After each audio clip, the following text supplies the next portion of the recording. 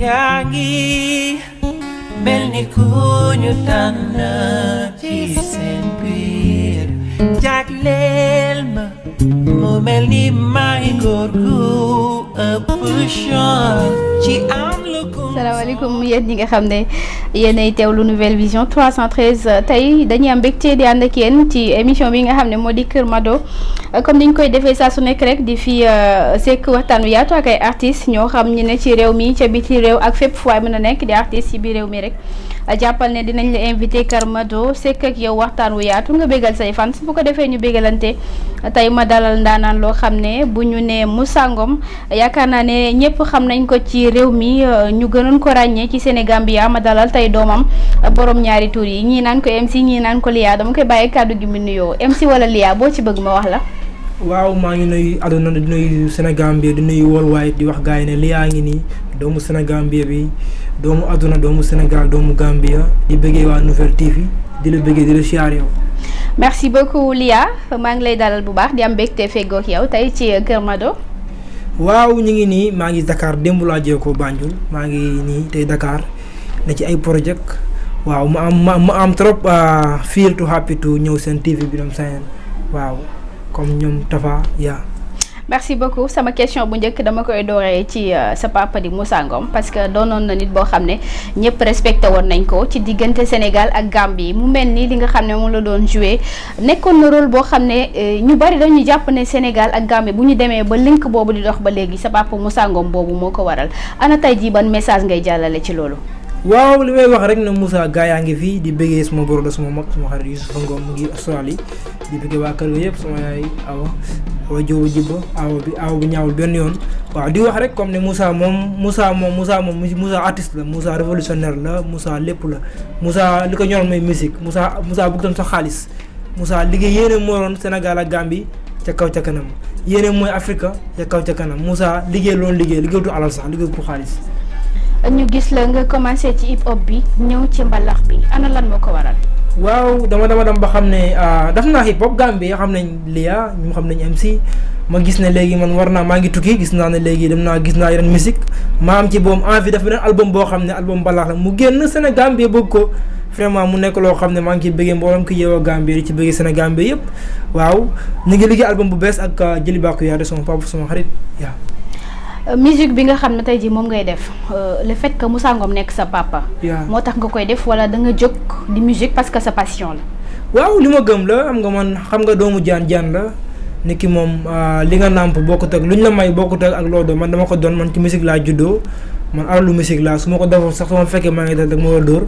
waaw man doomu artiste la. mais ñu bari tey bi sa papa di dund xamuñu la woon ban année nga commencé nag sentir ne vraiment war nga mën a dugg ci musique bi. waaw ñun Gambie lañ débuté ay 2000 Gambie lañ commencé ay 2009 lañ ñëw ci hip hop bi biir Gambia hip hop bi amul doole ñu def ko ci boobu 3 ans am mixtape di waaj album ci lañ xam ne pour l'instant yoon la ñu jël tànki bàyyi def lu gars yi doon def ci lañ ko defee à la fin ñu gis njëriñ bi Gambien si xam ñu Sénégal am na ñu xam ñu bëri ñu ngi bëgge yaa ak Mali ak àdduna sax bëri na ci àdduna bi worldwide bi ñuy bëgge waaw. est-ce que da ngaa dem ba ci biir sentiratoo sa bopp ci hip hop bi gars yi di la dóor ay yar yu metti moo tax nga daw dem ci mbalax bi. non du yar sax parce que li ma doon la moo tax nga Moussa moom mbalax moo ko moom bu Sénégal bi te après dama gis sama bopp ci li may gëm naa ne mën naa ko te dama gëm ne lii maanaam xam nga musique moom musique du compétition musique ci boom passion la musique li nga bëgg di ko def la dëgg la nag dama fekk bàyyi di ko def mais man dama ko yàgg a bëgg ci xale. est-ce que ba tey nii yow yaa ngi bëgg hip hop bi est-ce que tey su ma ne la woon defal ma fii benn genre kii boo xamante ne nii ci hip hop lay doon est-ce que di nga ko mën a ti def. lépp lay def vu que da nga viré dem ci mbalax bi. non lépp lay def dama dee wëy dama dee play kora dama dee play guitare man artiste la musicien la dama tarbiwu musique moo tax lépp lay def musique damay rap damay def arène bi damay yuux comme Jëli Ba damay def lu lay def su ma yuuxoo nga foog ma Salif Keita su ma woyee mbalax nga foog ma Moussa Ngom su ma woyee hip hop nga foog ma Jeysi parce que yaa dama tarbiwu musique men tungu ne du teew ñi nataal xam naa ci kanam tuuti dinañ ci ñëw bu ko defee nga may ñi nga xam ne ñoo lay béggee ci sa voix bu ko defee mu naturel ana tey jii ba nga commencé woy ak léegi ñaata single ñaata album. waaw am na ñaari album parce que ñu ngi album ñu liggéey nii ak yàggul sax la war a génn te na génn temps yi rek ci weekend bi la war a génn ak clip yëpp ak Jëli Bakku yaate maa ngi koy béggee sama xarit sama papa yàlla na ko yàlla defal jàmm yàlla na ko fi yàlla bàyyi mooy ambassadeur Gambie musique bi yëpp mooy suñu royukaay mooy suñu lépp vraiment Moussa kóllëreem la woon waayam la woon waaw yàlla nag moom bu soxlaa moom jàmm mënu ki dara waaw ñu maa ngi koy ñaanal yàlla xare ko àjjana suñu papa ñaawul jooju Afia ak Kassa. est-ce que musique bi tey yaa ngi ciy sentir sa bopp parce que boo dee ndaw tey jii dugg ci cadre musique ñu ci bari laa wax li ñuy njëkk a viser mooy yéeg ci avion yi wàcc déjà dem ay tournée loolu da ci bokk parce que buzz bi dañ koy soxla est-ce que amagum nga opportunité dem ay tournée internationale. waaw maa ngi tukki maa ngi dem fu ne ak sama musique vraiment maa ngi sant yàlla ci côté tukki moom maa ngi tukki parce que artiste la boo xam ne dama gaaw a tukki maa ngi war a dugg sa décembre ak Jëli Bakuyaate dem Amérique ay tournée ak Jëli Bakuyaate xam nga tukki moom yaa ko def li ma tukki bëri na vraiment. sa diggante ak nit ñi nga xam ne dañu doon ànd ak sa papa parce que Sénégal fii nii sa papa am na ñu fi doon sekkal li muy liggéey affaire bi jaar yoon rafet lool ku ci mel ni Omar Pène tey est-ce que bi sa papa làqoo ñu gis la ci musique bi ban taxawaay lañ la taxawee ak yow est-ce que souhaité nga am ak ñoom tey jii ay featuring. waaw bëgg naa ko xam nga kuy woy tuddee bëgg na woy Omar Pène yaakaar naa Sénégal parce que lu leen dafa def. waaw li ma wax rek man moom nekkuma di seeti man dama jàpp ne suñu liggéey rek dafa ñor bu dee du forcer musique boo ko dee forcer am problème man dama jàpp ne dafa ñor rek mu ne comme Jëli Bakuyaate tey suñu liggéey moom Gambie yëpp yaa gën a gis ne maa ngi play mbalax ñu ngi may woowee play boy bi Gambie ñëpp ma xam maa ngi nekk benn star gaa ngi may béggee ci côté musique lu may gis tout le temps Jëli Ba nag cadre la ambassadeur la yàlla daf na ñu liggéey maa ngi moom parce que man musique man day ñor rek du ma koy forcer moo tax moom sama papa wala suñu xarit la du ma wax sama papa leen dama naan ci bon suñu papa la ñu wéy mboolem kuy wéy xale Omar Pène sa papa la ñu koy bëgg def ñaanal jàmm moom vraiment góor femme moom kenn du moom Moussa waayam la woon kóllëre la woon rek dëjëm maa ngi ko fàttali ko dafa jóge bëgg a dee vraiment papa dundool 111 ans. sa diggante ak Jëli Ba naka nga def ba yéen ñaar peut-être ngeen dem ba ku nekk sentir sa morom ngeen war a liggéey ci benn album dafa gis ne doomu Moussa Ngom la war na ko jàppale wala li ngay liggéey moo ko neex rek ba tax mu daal di lay invité ngeen mën a jouer loolu. non dama liggéey damay wax gars yi des fois ci média yi ak Sénégal bi dama wax gars yi ne du Moussa amul benn doom bëri na ay artistes bëri na ay doom mais ku ne am na li nga def yaakaar naa parce que nit ki doo ne sa papa li mu def mu lay indi sa papa def na ba pare de sa baay su xëyee dangay fay gont waaw ñu ci côté man toll moo tax mais nekkul ne dañ nekk doomu Afia rek ñu war nañ mën a ñëw rek woy ak Jëli Ba non dañ liggéey ci musique ba Gambie yëpp xam ne ba Gambie seen ñi ñëpp ñuy seen ci musique bi nga xam ne kii kat ndaw la waaye bokk ci musique bi bu ko defee nag Jëli Ba gis na ñu ndaw lañ te xam nañ ni moom tamit am na fu mu yegg te bëgg nañ ñu fa raxas ci àdduna bi moo tax ñu woy mu ñor dafa ñor xom mu ñëw woy. sa papa tey ana bon woyam ngay déglu boo ko dégloo nga sant ci sa bopp gis ci sa bopp est-ce que mën nga ñu ko woyal fii nii léegi. waaw Lamp Fall laa day bëggee circulation Lamp Fall c'est taali bi dafa may dugg parce que dafa nekk yoo xam ne temps yi mu koy woy temps boobu noonu dafa nekkoon yenn mois yoo xam ne mois xale métti doon ci côté bi temps boobu mu ngi nekkoon ci affaire temps boobu Moussa ngi amoon ay gàllankoor yow am nga loo xam ne ñu ko di ko wax ci àdduna bi mu nekkoon loo xam ne ay Moussa temps boobu mu ngi woon Géejawaay temps boobu Moussa ngi di ko Géejawaay temps boobu Sufraco mu nekkoon nit ñi nga nekkoon bu tàngal ku tànk ne gàll bi di jàng school xam nga woy aar moom yombut mu woy yoo xam ne muy si kanam Fall woy boobu noonu dama koy dugg des fois di jooy yaa léegi woyal ma ko man kay li may xaar ci yow mooy fi ne nga woyal ma woy boobu ba ku lay seetaan xam ne Moussa Ngom moo ñëwaat. circulation Lamp Fall c'est le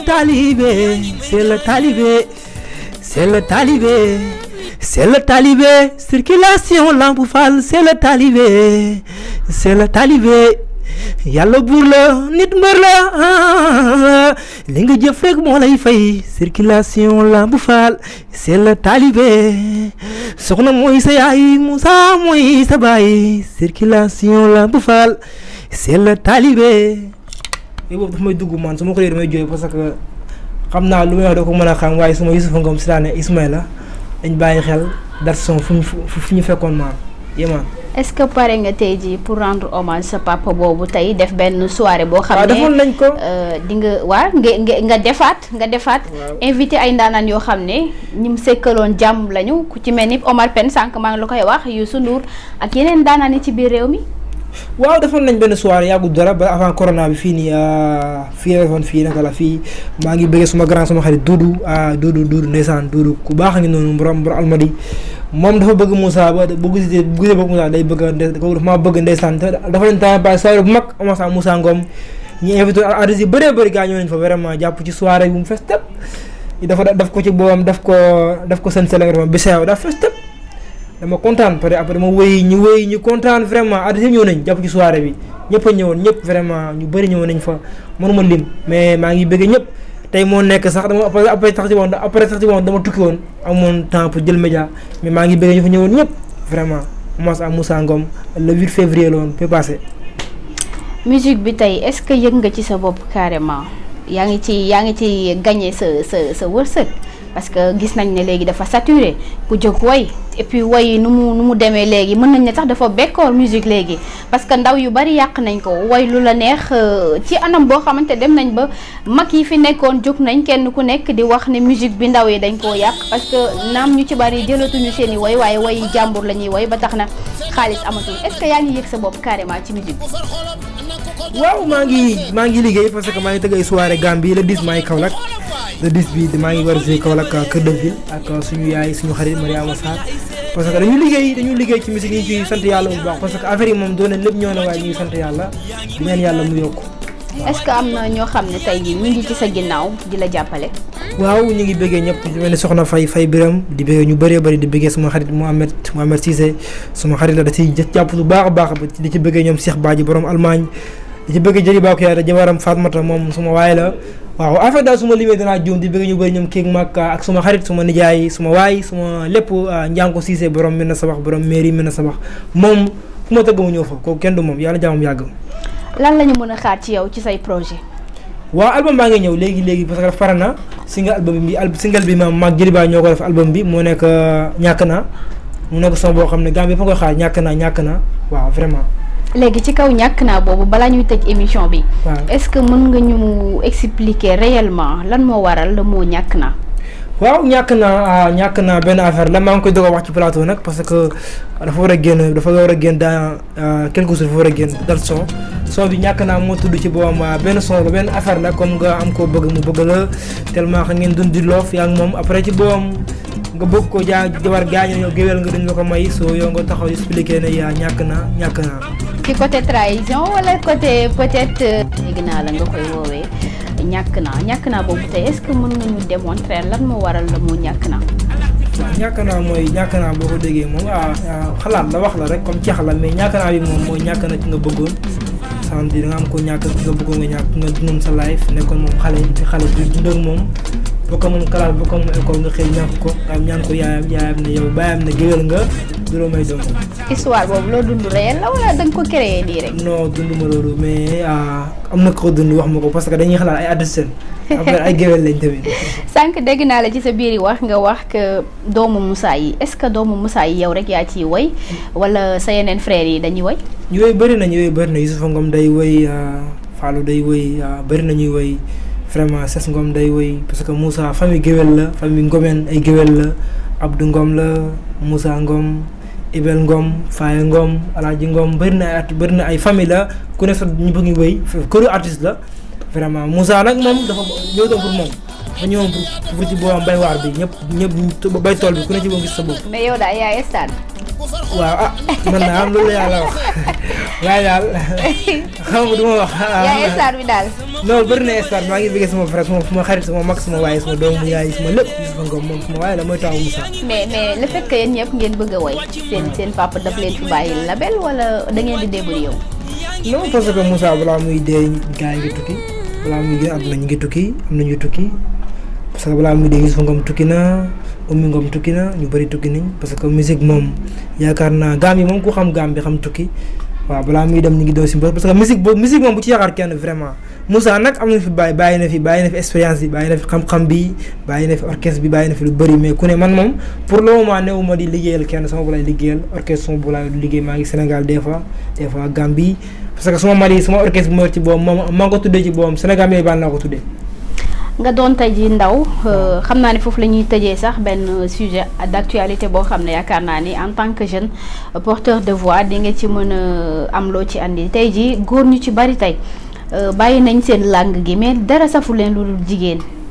maanaam ci ni ma ko mën a waxee borom ñaari tur yi. góor ñi nga xam ne dañu opté nekk ngóor jigéen tey ji boo ko déggee en tant que góor mu metti la lan nga ciy yëg ak ban message nga ciy lancé. waaw li ma ciy lancé rek moo ñu bàyyi xel parce que li àqiru samaan la laas wool la mu gëntal jamono la lii yëpp waxoon nañ ko ci kaamil bi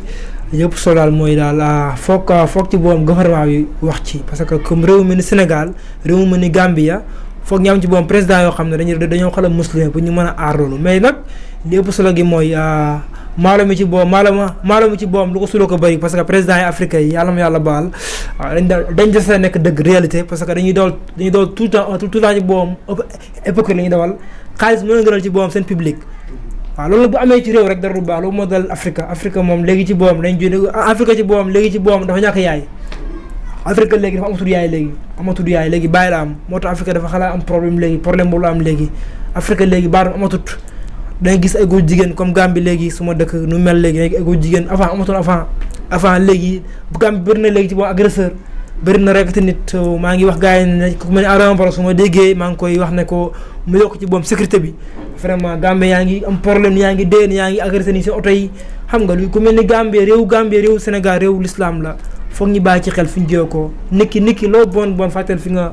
jiyee ko mooy Sénégal réewu l'islam la Gambie réewu l'islam la base bi mooy l'islam mais nag Afrique moom président yi xaalis leen gëm moo tax réew mi yàqu léegi comme lu mel ni Guinée Conakry maa ngi gis démb cas bi vraiment naqat na ma trop en tant que artiste en tant que révolutionnaire en tant que koo xam ne ci boom yaa ngi wax ñuy déglu vraiment neexul ma comme bu ci mel noonu ci boom président yi foog ñu ma doylu boo doylu nag adduna moom boo doylu ñàkk nga lépp amee milliard sax doyloo sax mu ngi mel ni amoo dara kon yàlla ñu yàlla may ci boom doylu vraiment. merci beaucoup MC wala Lia comme ni nga ko waxee sànq bu ma ci wax noonu la sànq def nga fi benn woy boo xam ne sa papa moo ko woyoon waaye balaa ñuy tëj nag danga ñuy may loo xam ne naturellement yow yaa ko def bu ko defee rek ñu tàggatoo bu neex. waaw dafa leer ndeysaan moo tax mu ne siri filia dunia siri mama jundu jundu malu jarabi muso fuluwa futanke sinima gamba dégg naa sa yaay def ma wuylo siri man dama lay wuylo dama la bëgg ba bëgg ni ma la bëggee dégg naa soxna mooy sa yaay Moussa mooy sa baay ku juddoo ci tàgg soo naawul jaaxali mbokk yi ñun doomu géwél lañu waay moo tax mu ne yaay sama xol bi dafa réeré sama xol bi laay seetee séri yaa ngi may daaneel wàcc ma yaa ngi may gaañee wàcc ma yaa ngi may gaañ waaye yow laay woo ku ci mel ni Tafa mbay ci yow laay woo tey ma lambee la tey ma wuy la yeela duma ko woy ku réew duma ko woy ku ñaaw waaye tey ma lambee la tey ma laccee la tey ma lippi la tey ma woo la yeela tey ma woo yeela futanke bi broda it's been a long time how you wanna keep doing lover how you wanna keep doing your job it's been a while Gambia Sénégal ñoo bokk ndey ak baay soo laalee kii laal nga kële Moussa Ngom mooy Youssoufa Moussa Ngom mooy Omar Pène Moussa Ngom mooy Youssouma Jigéen Ndour Moussa Ngom mooy Ismaïla Lo Moussa Ngom mooy Baba Maal moo tax ma ne bàyyi na mu naa la baay yaa ngi ci dëgg waaye maa ngi ci neen baay booy na mu nañ la waaye lu ñu bàyyoon ba léegi ñu ngi ci Youssouf su xëyee man damay gontu Ismaïla Fajoor waaye ku ci mel ni Soxna Diop kooku mooy suñu yaay waaye ba léegi mu ngi fa maama na mu naa la yaayu xale yaa ngi noonu waay yaay Ummi Ngom yaay Leya yaay Youssoufa yaay Ismaïla Ngom mama I love you mama I love you mama Iman I love you too Iman merci beaucoup di la wax ne la kontaan naa ci yow bu baax a baax tey sa teewaay mu mel ni doomu Moussa Ngom dëgg la ñu gis ba tax na dama lay wax rek nga daal di tàggatoo ak ñi nga xam ne ñoo ñu doon seetaan ci Nouvelle Vision TV 313. waaw di wax gars yi ne maa ngi bëggee Sénégal di wax gars yi rek comme Sénégal Gambie ñu bokk ndey ak baay boo laalee kii laal nga këlee di wax gars yi ne comme nii rek la ñoo joxante loxo mu dem te kanam gaal gi dem te kanam ak Gambie gi parce que amuñu lu lii di teraanga fi nekk mooy Sénégal mooy Gambie di bëggee Tafa. di leen bëggee ñëpp di leen siyaar di wax gars yi ne nii la di bëggee waa Nouvelle TV di ñaan yàlla na yàlla bu nekk ay média yàlla yokku leen ba ngeen yëg ko ci barki laa ilaaha illallah barki gàmmu gi ñu dugg nii balaa déwén yàlla ngeen yokku ba yëg ko àdduna amul solo nii la mais nag kontaan naa ci parce que ndaw day try lii mooy ndaw ñu waxtaanee ko mu nice vraiment I am happy to see I am happy to live with you I am happy to do one interview for every Senegambian people, you know what I'm saying? maa ngi bëggee One Love di bëggee, you know what I'm saying? And we gotta thinking everybody, you know what I'm saying? Like America, like New York, like anywhere in America, like Germany, like Italy. Parce que maa ngi waaj nag Italie maa ngi leen di waajal le 24 décembre maa ngi ñëw Italie ak Djiliba Kouyaté waaw le 24 maa ngi Torino waaw le 25 maa ngi Napoli yaa le 27 maa ngi dem German Stuttgart maa ngi fa war a pile inshallah ak sama bopp Djiliba Kouyaté maa ngi wax gars yi ne yéen ñëpp ngeen xaaral ñu ngi ñëw ci kattanu yàlla ak ci boom Kumbaya Baan Djiliba Baan ak Senegambia Baan inshallah yéemaan di bëgg gars One Love di bëggee ñëpp di bëggee ñoom Cheikh Badji di bëggee ñëpp soxna Faye nam sayen ñëpp maa ngi di bëggee wala ki bëggee liyaa rek maa ngi lay def One Love yéemaan. Thank you very much lovely boy from Gambia ma lay wax ne la kontaan naa bu baax a baax kon amis chers internautes de Nouvelle Vision TV 313 lii lañ leen di doon tey ci kër Mado di leen bëggee bu baax a baax te am mbégte ci seen teewaay wax dafa metti waaye di wax te kenn déglu laa gën a metti kon saa su nekk dañuy am mbégte ci li nga xam ne moom moo di tànneef gi ak teewlu gi di leen jox dig daje ba beneen yoon incha allah ci beneen kër Mado ak beneen daanaan. yaa ngi mel ni ku ñu tànn ci seen biir jagleel ma mu mel ni may góor gu ëpp chance ci am